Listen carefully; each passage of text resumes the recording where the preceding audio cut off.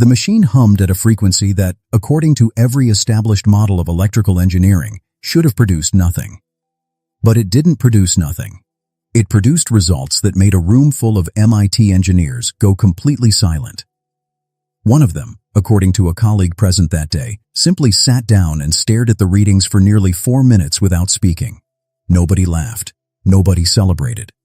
Because what they were looking at, what those numbers were quietly, undeniably saying, was that a man who died, broke and alone in 1943, had been right about something so fundamental, so structurally important, that the entire 20th century of energy development may have taken the wrong road entirely. And nobody was prepared for that. Most people know Tesla as the romantic tragedy of science, the forgotten genius who died in a New York hotel room while Edison got the statues and the textbook chapters. That version of Tesla is real enough, but it's incomplete, and the parts that get left out are, precisely, the most important ones. Nikola Tesla wasn't simply an inventor. He was a systems thinker operating about 60 years ahead of the infrastructure required to understand him. He didn't just want to build devices, he wanted to redesign the relationship between humanity and energy itself. At a planetary scale. Free, wireless, universally accessible. That was the vision, not a product, not a patent portfolio, a restructuring of the world's most fundamental resource. And that, right there, is where the trouble began. By 1900, Tesla had secured funding from J.P. Morgan, one of the most powerful financiers in American history, to build what would become known as Wardenclyffe Tower on Long Island, New York. The tower was designed to do something that even today sounds extraordinary. Transmit electrical energy wirelessly through the Earth, its SIMTA, ELF, using the planet as a conductor, to any receiver, anywhere on the surface, without a single wire, without a single cable, without a single meter that could charge a fee. That last part, no meter, no fee, is the detail that tends to get glossed over in most retellings. When Morgan realized that Tesla's system had no obvious mechanism for monetization, no way to charge people per unit of energy consumed, he withdrew his funding. Completely. Not reduced it. Withdrew it. And without Morgan's capital, Wardenclyffe collapsed. The tower was demolished in 1917, sold for scrap metal to pay off debts. Tesla never fully recovered financially. He spent his remaining decades in a sequence of New York hotels, his bills quietly covered by the Westinghouse Corporation, his mind still working, still producing, until January 7, 1943, when he died alone in room 3327 of the New Yorker Hotel. Within hours, not days, not weeks, hours of his death being reported, agents from the FBI's Office of Alien Property arrived and seized every document, every notebook, every scrap of paper in that hotel room. Classified. Most of it remained inaccessible to researchers for decades, which raises a question worth sitting with. What, exactly, were they worried about someone finding? Buried inside Tesla's unpublished notes, the ones seized that January morning, was a concept so structurally radical, it had no adequate framework in contemporary physics to fully describe it. Tesla called it, in various writings, a system for the transmission of electrical energy without wires, through what he described as terrestrial resonance. He believed, and had mathematical models supporting the belief, that the Earth itself possessed natural resonant frequencies, that if you could tune an electrical transmission to those frequencies, energy would propagate through and around the planet the way sound propagates through a tuning fork. The technical term for what Tesla was describing is now called Schumann resonance, named after the German physicist Winfried Otto Schumann, who mathematically predicted the existence of these exact frequencies in 1952. Nearly a decade after Tesla's death, using principles Tesla had already been working from, practically, at Wardenclyffe. Let that land for a moment.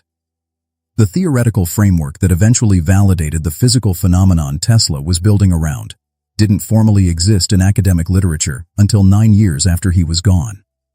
He wasn't working from confirmed science. He was working from intuition, from observation, from a model of the physical world that his contemporaries simply didn't share. And when you understand that, when you understand that Tesla was building on a resonant frequency phenomenon that physics wouldn't confirm for another decade, the Wardenclyffe project stops looking like a failed experiment. It starts looking like an experiment that was canceled before it could succeed.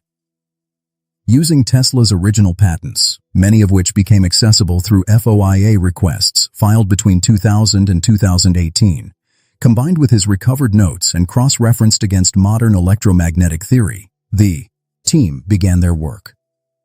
In the spring of 2023, a research group inside MIT's Department of Electrical Engineering and Computer Science quietly began building something that hadn't existed in over 100 years.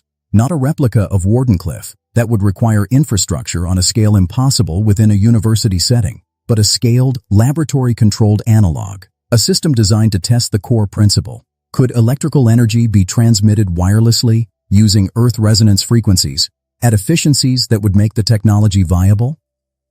The team was led by researchers with backgrounds in electromagnetic propagation and power systems engineering. They were not, by their own account, Tesla enthusiasts. They were engineers. They approached the project with exactly the kind of clinical skepticism that serious engineering demands. The question wasn't, was Tesla right? The question was, what do the numbers say? They built their transmission system in stages. First, establishing baseline efficiency measurements using conventional wireless power transfer, the kind already used in phone chargers and industrial applications. Then, incrementally, they introduced resonant frequency tuning based on Tesla's theoretical parameters. Adjusted, measured, adjusted again. The process took months. There were failures. There were readings that went nowhere. There were, as one team member described in a published commentary, weeks where we genuinely wondered if we'd misread the original documents. And then, they ran the numbers. And that's when the arguments started. The efficiency readings didn't make sense. Not in the way that fraudulent results don't make sense. In the way that accurate results sometimes don't make sense because they're telling you something the existing model didn't predict. Conventional wireless power transfer, at the distances and scales the MIT team was working with, operates at efficiencies that make it impractical for large-scale energy distribution. The energy loss over distance is significant. That's why we still use wires. That's been the engineering consensus for 100 years. That wireless transmission at meaningful scale loses too much energy to be viable. But when the MIT team tuned their system to the resonant frequencies Tesla had identified, the loss curve changed, measurably, significantly. The energy propagation behaved differently than the standard electromagnetic models predicted. Not slightly differently. In ways that required the team to go back and recheck their equipment twice before accepting what they were seeing.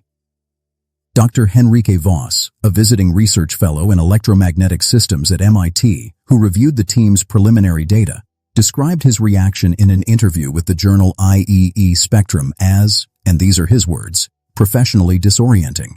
He said, "The results didn't violate physics, but they forced a reassessment of which physical principles we'd been prioritizing in our transmission models." Tesla was apparently working with a set of electromagnetic assumptions that we, somewhere along the way, stopped taking seriously. Ionally disorienting. From a peer-reviewed electrical engineer at MIT, reviewing data. Think about what that phrase is actually carrying. The preliminary findings were shared with a limited peer group before formal publication. Standard practice for results this anomalous. The response, according to reporting in IEEE Spectrum and Engineering Today, was not dismissal. It was cautious, serious engagement. Several institutions requested the raw data. 2 independent teams in Europe announced intentions to attempt replication. The engineering world was not laughing. It was leaning in. Here's something that doesn't get asked nearly enough. If this technology was always theoretically possible, if the Schumann resonance frequencies Tesla was working with have been confirmed physics since 1952, why did it take until 2023 for anyone with institutional resources to seriously attempt the recreation? That's not a rhetorical question. It deserves a real answer. Consider the timeline. Tesla's papers are seized in 1943. Many remain classified through the Cold War period. When they're eventually released, partially, through FOIA processes, they enter a research environment dominated by an energy infrastructure that has spent a century optimizing for exactly the model Tesla's work would disrupt. Oil, coal, grid-dependent electrical distribution. Industries worth, conservatively, trillions of dollars. Built on the assumption that energy transmission requires physical infrastructure, requires metering, requires payment.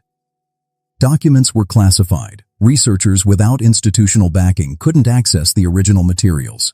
And the energy establishment, publicly, quietly, had no incentive to fund research into a transmission model that, if viable, would restructure their entire revenue logic.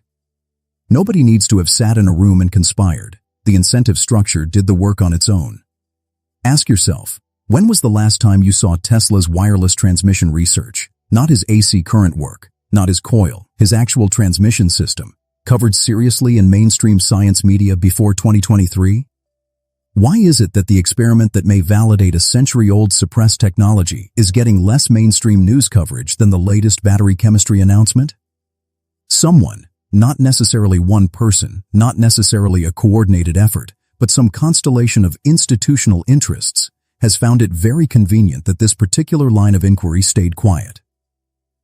If MIT's results hold under further peer scrutiny, and early indications suggest they will, we are looking at a fundamental restructuring of how the world thinks about energy transmission, not incremental improvement. Restructuring.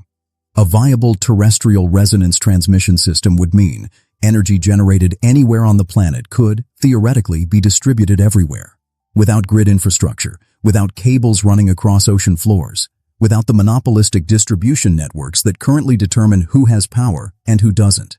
The implications for energy poverty alone, for the 2 billion people globally who still lack reliable electricity access, are staggering. And then there's the climate dimension.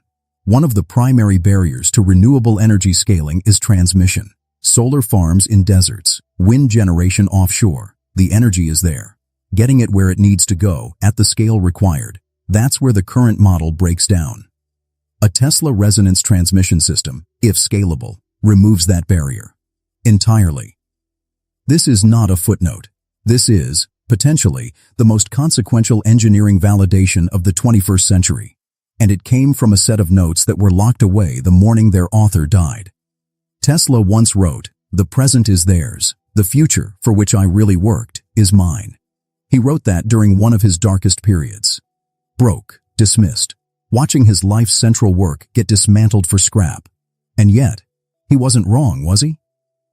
So here's the question this leaves us with. If one suppressed idea, locked away for 80 years, can produce results that shock the engineering world when someone finally builds it, how many others are still waiting? What else is in those notes? What other futures did we leave locked in a hotel room in 1943? Leave your answer in the comments. I read every one. And if you believe that the most important discoveries are sometimes the ones we were never supposed to make, this channel is where those stories live. Subscribe, so you don't miss what comes next. Because the truth is always stranger and older than anyone wants to admit.